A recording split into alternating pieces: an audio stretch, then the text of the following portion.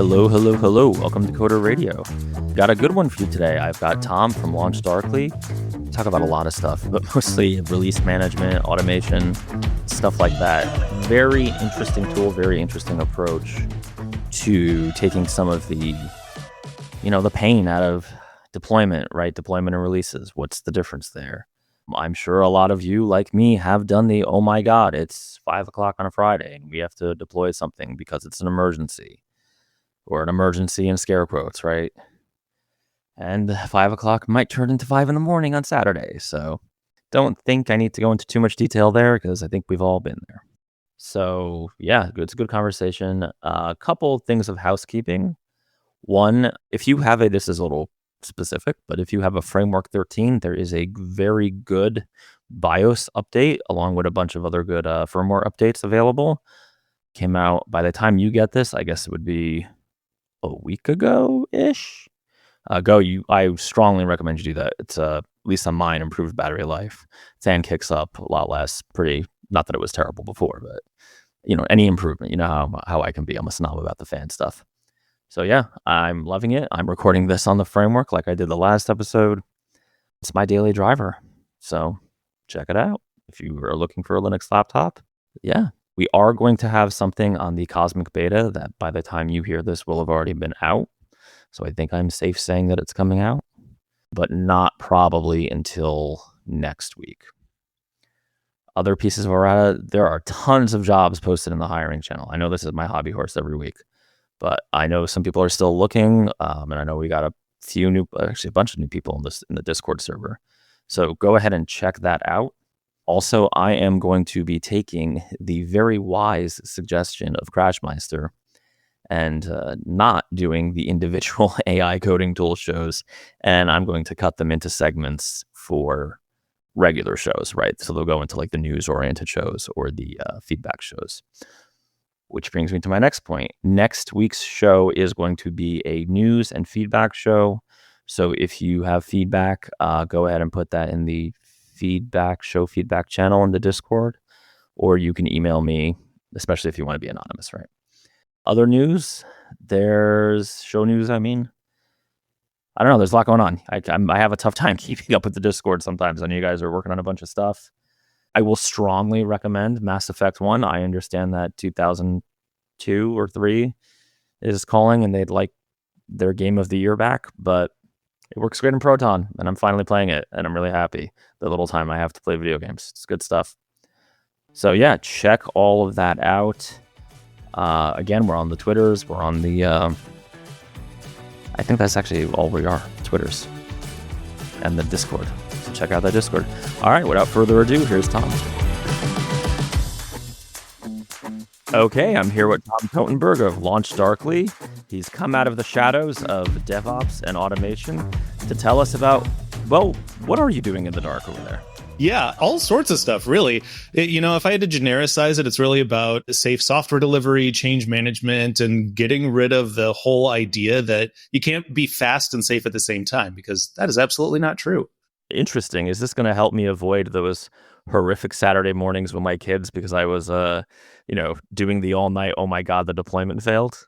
Honestly, yes. So one of the reasons that I first joined LaunchDarkly was hearing the one of the co-founders say, our customers tell us that you've given us our nights and weekends back. And that's always what I think about. I've heard it multiple times from our customers now. And it's part of what keeps me energized and here all the time is the actual human impact and being able to, be safe and actually walk away from your computer because you know that there's some guardrails around the thing that you're releasing right now. So yeah, you nailed it. Get back to your family. There you go. So what is it on a, let's say, implementation level, right? What is it actually doing? Sure. So at a high level, when people think about LaunchDarkly, they often think about feature flags, which is, people have been using feature flags for a long time. LaunchDarkly did not invent these, but they were doing things like putting a 0 or 1 in a database to be able to have a control point in code that could execute at runtime, or using a configuration file or something like that. And LaunchDarkly has really taken that and elevated, I would say. So it's scaled it out in all sorts of different dimensions with the ultimate goal of being able to fully decouple deployments from releases. Because deployments, that's a technical act, right? You're putting bits into a machine somewhere. Releasing and configuring that sort of action, that is a runtime business decision on what should be exposed to which audiences. Can we safely control this? And can we, instantly shut something off if it happens to be going wrong? So that is fundamentally what we do, but it is so much more than just a light switch. It is true, dynamic configuration and personalization, localization, guardrails around risky, non-deterministic things like AI implementations. You name it. It is essentially the runtime control and measurement plane out there. So that's LaunchDarkly. Interesting. Okay. So I'm assuming this is like language and stack agnostic. Is that a correct assumption? Yeah, so not necessarily agnostic, because there are specific implementations for different languages, right? You want to be respectful for security and performance purposes of whether we're writing a mobile app or some sort of a front-end web interface, client-side JavaScript versus a secure back-end server environment. Those are very different considerations, but the fundamental point is that we want to be the control plane for that, so that there's consistent logic that gets implemented regardless of which pieces of your stack that you're touching, right? So this is Lambdas, mainframes, mobile app, web app, whatever, edge delivery, you name it. You should be able to have consistent logical definitions in LaunchDarkly delivered respectful of those runtimes, those languages that they're operating in. Got it. Okay, so this is a cloud solution, I'm assuming, right? Exactly. Yeah. So one half of LaunchDarkly, I would say, is the SaaS mothership, right? Which is, hey, we've got some rules that we're going to be defining in the UI or via the API or something, and that's backed by a massive what we call flag delivery network. It's a CDN on steroids underneath the hood, but this flag delivery network is what's going to be propagating this logic worldwide, right? So that as soon as you make a choice to, hey, let's start releasing it to our UAT group or our internal devs in production, anything like that, then that's propagated in a fraction of a second, right, to all those different platforms. So that's one half. The other half is all of the SDKs. So, put some SDKs in there. This is what tells your applications, your services, how to listen for all of these logical changes, so that, as you're ingesting these from the LaunchDarkly mothership, then there's no split brain sort of scenario, right? They're all just receiving these more or less simultaneously within milliseconds and able to deliver the right thing to the right people at the right time. Nice. And I see. I'm actually quite surprised. You're FedRAMP ready to go, huh? We are, yep. FedRAMP moderate. We got ISO 27K and 27701. We're operating in the EU, SOC 2, you name it. Yeah.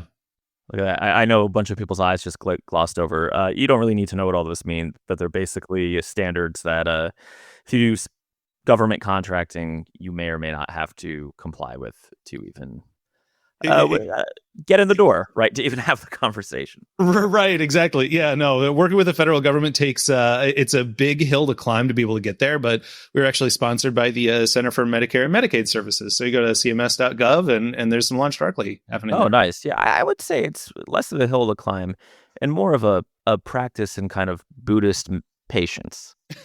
Yeah, there's definitely some of that going on too. It's a bunch of hurry up and waiting to get that certification in the door, and right. It's ongoing maintenance too. That RFP needs to be out by Tuesday. They're not going to reply until you've already forgotten you sent it. 100%. That's my experience usually. So. Yeah, it is one thing that I'm proud of, though, working for this company, is that we seem to have tackled all of the hard things first, right? One of our internal principles that we always talk about is nailing the basics, nailing the fundamentals. And that's really what we've done to be able to scale this out, make sure that it's, resilient, all that good stuff. Because it truly is. I mean, getting back to your original point, when there is a runtime control point like this, it also becomes a runtime dependency. So there has to be built-in resilience, built-in security, all that good stuff. Because otherwise, if you're depending on LaunchDarkly to be a pillar of your business's performance digitally, then if we go down, we want to make sure that you're not going down, So right. All of these security, all these scaling considerations, that was all the hard stuff happening behind the scenes that we had to nail first. So let's say in a completely hypothetical world, I know a guy. He lives in Florida, but he still has a slight Jersey accent, as was problematic in the intro. And let's say he's got some legacy stuff that I wouldn't call it necessarily a dumpster fire for deployment. I'd say it's just, a little toasty. Sure. How would this guy get started with LaunchDarkly if he wanted to, not be completely exhausted at his kids' robotics competition on Saturday morning. Yeah. That's a good question. And, hypothetically, I would have a question for this guy too. Are you looking to totally lift and shift some of this old, lightly toasty, mildly singed code base? Or are you looking to, just to start to strangle it away and try to modernize pieces of it? What's the goal here? What are you doing? Oh, I think it'd have to be incremental at this point. I think incremental at this point. All right, yeah. Perfect. Well, in that case, then change management is what I always think about because, like you said, LaunchDarkly is absolutely used by some major organizations, but it's also used by scrappy little startups. So we got to make sure that this thing is easy to use, but backed by all the stuff that I was talking about there, right? So for you, the way you get started is, hey, which language are you writing in? I bet we've got an SDK for it. It's written in that language that it supports. So go ahead and just pop that SDK on in there. And then for whatever changes that you want to make, if your deployments are unstable, if you're having trouble with things like automated testing and you're not sure of that code quality that's actually going out the door once the rubber hits the road in production, then great. Wrap that change behind a flag. And guess what? Now you get to release it just to people who happen to used to live in New Jersey, but now live in Florida. Like that's the sort of specific targeting that you can do there. And then you can make sure that, even after the deploy, I'm going to make sure that it works just for me, just for my team, just for my beta users, slowly introduce more canaries and expand that ring, right? So that, even if there is some sort of failure, the blast radius is limited. And then we can just start propagating from there. So it really is just a matter of implementing the SDK and wrapping a little bit of logic. So what this is doing is instead of deployment gates here where we have duplicative infrastructure and we're paying 200% costs for, having side-by-side infra with the old version and the new version.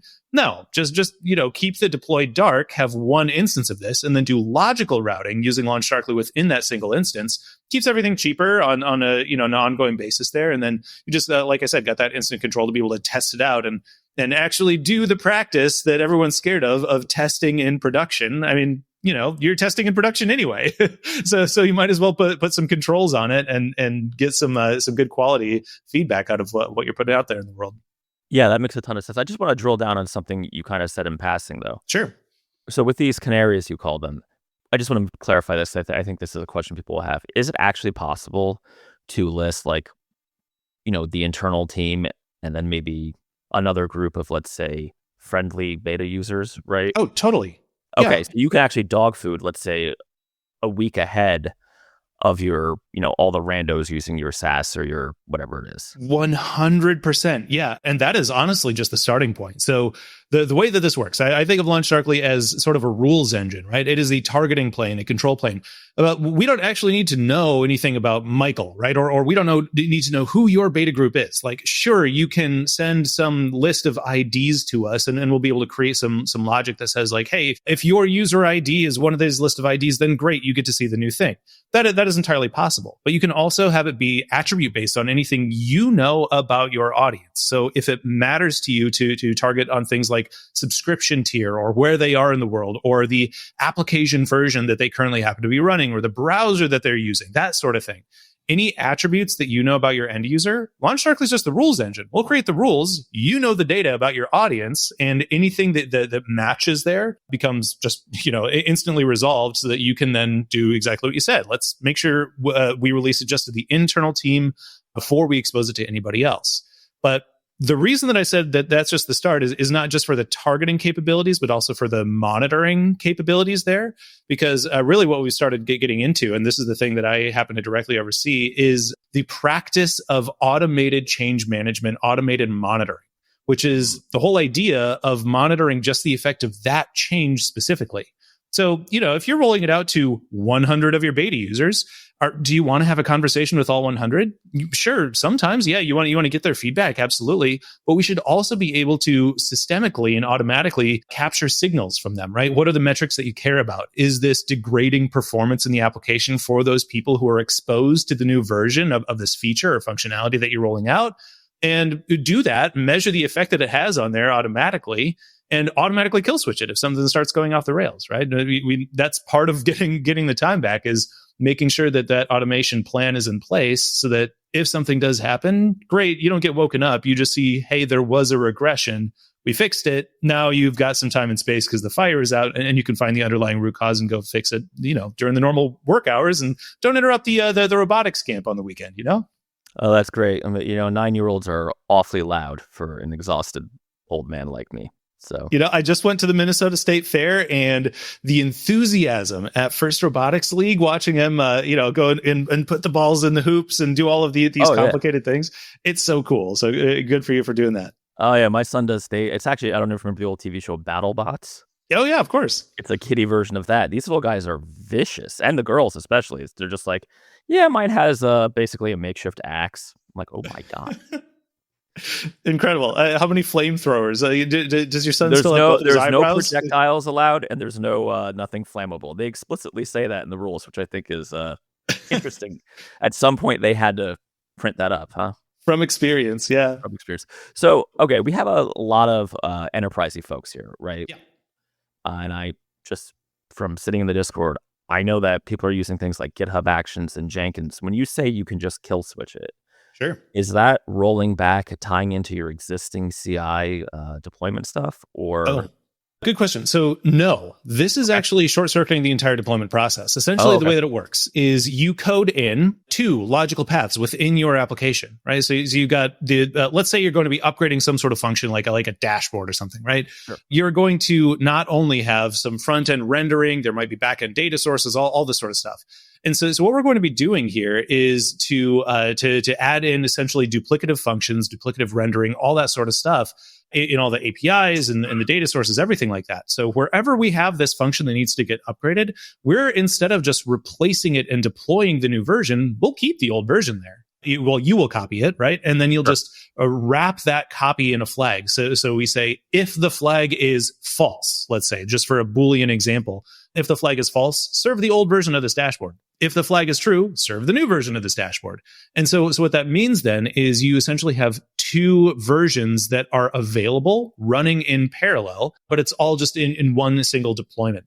And so this is all just logical decision-making happening truly in runtime. So when I say kill switch or rollback, I want to be very explicit with what I mean here. I am not talking about having to go back through the deployment process, because that is slow. And even if it's automated, that could take, 15 minutes, depending on how big your code base is. That's some pretty aggressive timing for some of the things that I've seen. I've genuinely seen huge enterprises where it takes them days to do a redeploy. And so, that's obviously an extreme example, but what we are talking about here is logical code path changes. You could change and wrap a single line of code in a flag and say, hey, you know what? I just want to test out this new function, this new algorithm, whatever that is. And then if it starts going badly, whatever your definition of badly is, then great, kill switch it. And without having to redeploy, we're just going to execute the old code path rather than the new code path. And that takes a fraction of a second. We're genuinely running into limiters like the speed of light. Like that is how performant this thing is in order to make sure that this is propagated globally. So yeah, that's what we're talking about. Does that answer that question, Michael? It does. So this is super interesting, right? I think a lot of work today, at least that I'm doing, is like modernizing very boring, very enterprise ERP systems, right? Mm-hmm. And usually what happens is no one wants to hand you, $3 million upfront when you're a small company. Well, at least my experience. Your mileage probably does vary. But so you end up agreeing that, okay, we'll do this in vertical slices, right? We'll do, I don't know, the accounting, whatever, right? Payroll functionality first, whatever it is. And sometimes it can happen where either there's some bureaucracy or somebody changes their mind on how they want a page to look or a screen to look. And that would cause, in the world that I'm living in now, I think that most of the listeners here are living in, basically the equivalent of like a Git rollback. Yeah. Right? Some form of, I'm sure they're using Jenkins or something, whatever. I use Docker, it doesn't really matter. In this world with LaunchDarkly, so let's just say I screw up the payroll page. I forget to include people's last names, right? This is obviously a dumb example. But yeah. I'm trying to think of something. I don't know. There's been some pretty dumb bugs out there, so you're going to have to try pretty hard. Right. I wouldn't have to then roll back the entire deployment. I could turn off the flag. Like, even in theory, if I wanted to be fancy, I could have, new payroll page, an old payroll page, and just wrap the router, right? Let's just whatever stack I'm using, Sure. Directs you to the view to just send you back to the old one instead of the new one. Absolutely. Yes. Okay. And let's scale this out. So you mentioned a couple things, a couple of use cases. One of these is for everybody who writes code, you know that there's a lot of coordination that goes on. And if you've ever been part of a release train, and if you've ever been the failure point or the one who's holding up a release train, you know how bad my dad used feels. to call me failure point. So keep going. Failure point. Yeah, exactly. Well, my dad used to call me release train. So, that works out pretty well. So what happens there is, let's say you got 10 teams who are all going to be releasing something, right? Hey, we're going to make this big splash. There's a big new release. And one of those 10 things is broken. Part of what this does is similar functionally to how the incentive for breaking up monoliths into microservices, right? Which is independence of work, being able to make pretty granular changes and being able to be decoupled from other people and other teams who have other functions, right? We don't want to break our contracts. So let's clearly define these inputs and outputs and let's make our work more or less independent. Same idea here. And it doesn't matter if you're working on this big ERP system or, that is tightly coupled and this sort of monolithic spaghetti code of interdependencies, or if you're working on, some combination of mainframes and lambdas or whatever you're doing. It doesn't matter because if these are different components, different units of work that are tied together in the same deployment, that means that if one of those 10 things is going wrong as part of this release train, you've got to roll back all 10 and or figure out how to hotfix and fix forward. That's how we end up in these 2 a.m. war rooms and and taking up nights and weekends here. So instead, what we do is we say, no, let's just wrap our work in different flags, which of course can also have interdependencies for things like coordination, right, and parent-child features and that sort of thing. Not a problem. But what that means then is if one of those 10 things is going wrong, not a problem. Turn off that one. The other 9 can keep going, and the one now gets to fix it next week because it's not a fire drill. No, that's the core conceit. Wow, that actually sounds much better. Yeah, because that is, especially with folks doing containerized deployments, you're often not deploying. And I know I can feel your emails coming. So I know this is bad, but this is reality. You're often not deploying just like one new feature, right? You're doing a pretty, good, we did the stupid payroll page and now let's do the vendor management stuff, right? And okay, now you want a deployment 3 Fridays from now? Can you tell I work in the enterprise? I can't. Yeah. There's not a lot of sexy startup stuff happening here. It's hey, but that is really the point here, right? Is that because we have conflated deploying with exposing functionality to our end users, that's how we run into all these complicated Git flows and all of these sort of really tedious types of planning meetings, as opposed to being able to be more decoupled, being able to be more independent, and really being able to work at your own cadence. Because if a deploy no longer equals a change, then great, you can deploy on your own cadence. And if it makes more sense for your team to do closer to trunk-based development and, deploy on demand, and that sort of automatically goes through the pipeline, great, because a deploy is not a functional change, because we're really decoupling that whole concept. So it really helps with the interdynamics between teams and all that coordination, all that planning, you name it. So Michael, you had brought up another thing about working in a consultancy and exposing it to your customer, right? So let's say you want to get their feedback. How great would it be to be able to just say, hey, I've got a couple different versions of this. I just wanted to run it by you. And they're not mock-ups. They are real, actual working, functional pieces of the code, right? These are the proposed new versions, different layouts, different menu styles, right? Do you like hamburgers or how do you want this to appear here? So with this, we genuinely do have consultancies, some of the big names out there that I'm sure that you can think of, which are coding new functionality for their clients and then saying, here we go, let's try it out. I'm going to turn it on just for you without exposing it to anybody else. We can try a couple different versions. You can give me feedback in real time. If you like it, great. You've got it and you can keep testing it. If you don't like it, no problem. It's instantly back off. So that's the type of workflow also. Trials, support, you name it. I mean, it's so cool to work at a company where if we've got a customer who wants to try something new, we can just be on a Zoom with them, add them to that targeting rule and just say, here you go, you've got the thing. Go ahead and let's try it out live while we're here. We don't have to go back and schedule a call for next week. We're just taking care of it right now while we're talking. Right. Just they have it. Other customers would not see it. Exactly. Yeah.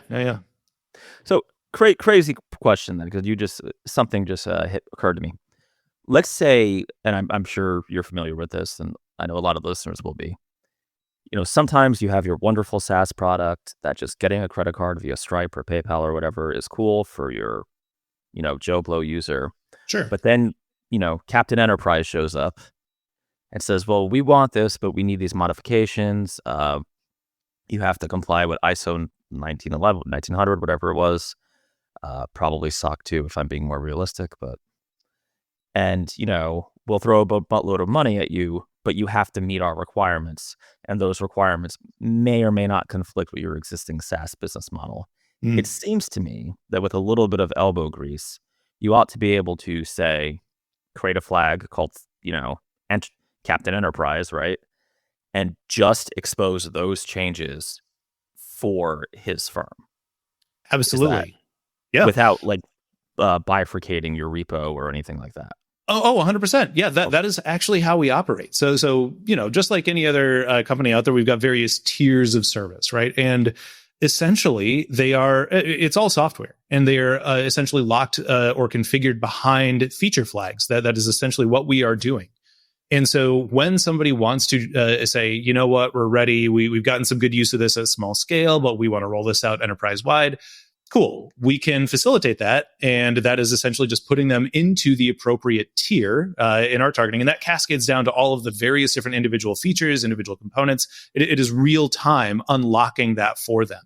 Right. So it's exactly what you said. You get to keep a single code base. There's no longer drift between the code bases, which helps with maintainability in the long term, because then it's just configuration within the single code base rather than having to manage multiple different versions and hoping that you stratified it in such a way that makes sense forever. This way you can change that stratification and add new functionality to all of the appropriate tiers without worrying about that drift, without worrying about that sort of bifurcation or trifurcation, if that's a word, however many stratifies. But it kind of makes it.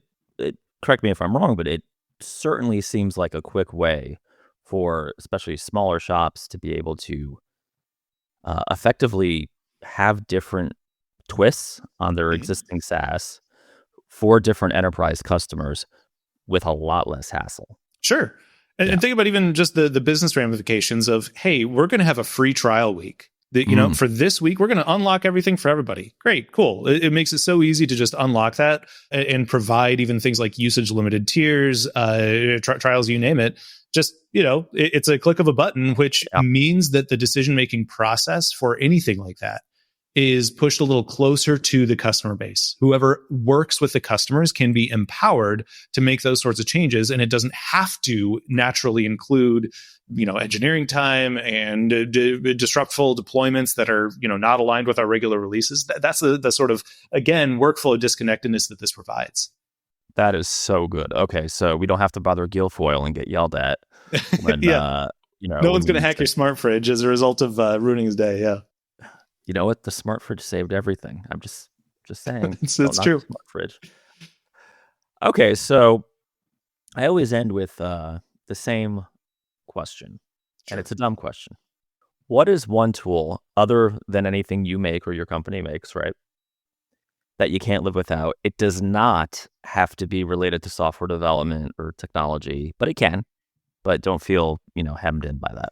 Yeah. This is going to be an answer that I'm sure that you have heard before because it is related to AI. But as a person who has used all sorts of AI coding agents, and I've tried Lovable and Claude Code, and I've used Cursor and Windsurf, I've done all these. The one that I actually can't live without at this point is Granola. I'm sure that you're familiar. Granola is not paying me, I promise. But the practice, what it does is essentially captures the audio input and output on your laptop. Oh, that's right. It's not something that joins meetings, anything like that, but it will help then organize your notes. So you can type there, it's capturing the entire transcript, and then it will augment whatever your notes are. It'll take its own notes. And what this has helped me do is be more present in my conversations, be more conversational because I don't have to split my brain between typing and talking. So seriously, go check it out. Just try letting it run in the background, try letting it replace your notes app for a day or two and see what comes out because it has genuinely changed the way that I operate. All right. That sounds awesome. And you are one of the few who hasn't mentioned something coffee related. So, All right. Yeah, there you go. I breaking mean, our caffeine coffee's also a addiction. good answer. Can I mention my dogs? Do they get an honorable mention? Oh, we love dogs. We love dogs. We love cats. Yeah. All my good office mates, and now that you mention it, so for the 5 or 10 minute downtime periods here, I'm looking over to my right now. I've got a guitar and a piano right over there. It is so nice to be able to just do something that is not in front of a screen for about 5 or 10 minutes, get a little break, do something, and then come on back to it. It's unplug, like not have notifications on. It's amazing. 100%. I'm a big computer nerd. I'm on Discord playing D&D and video games with my friends, and so Absolutely. it could be a lot, man. So sometimes you're working all day with the computer, and then you use the computer for fun. Oof, it's good to throw some variety in there. Good to get out of the matrix every once in a while. You got it. All right, Tom. Well, it's been a pleasure. The company is LaunchDarkly, and I am going to be sending you a LinkedIn message because, I have a problem that I think you can actually solve for me. Cool. Well, looking forward to it. All right, folks, tune in next week. I don't remember what episode is supposed to air next week because you guys killed me with the AI challenge. Not doing that again. So, bye. Thanks, Michael. Bye-bye. Thank you. Bye.